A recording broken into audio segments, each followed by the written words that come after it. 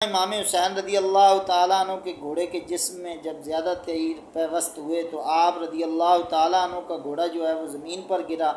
आप रदी अल्लाह ताला अन्हु ने फ़ौरन नमाज की नीयत की, क्योंकि असर का टाइम हो चुका था। तो आपने नमाज की नीयत करते हुए फ़ौरन 4 फ़र्ज़ अदा किए। पहली रकअत में आप सजदे में गए तो उन ज़ालिमों ने शिमर का हुक्म की तामील करते हुए आपकी मुबारक गर्दन को काट दिया।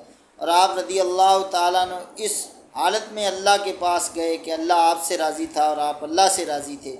अल्लाह ताला इमाम हुसैन की इस कुर्बानी का सदका हमारे लिए आसानियाँ पैदा फ़रमाए और आप रदी अल्लाह ताला अन्हु का कुर्ब हमें नसीब फ़रमाए।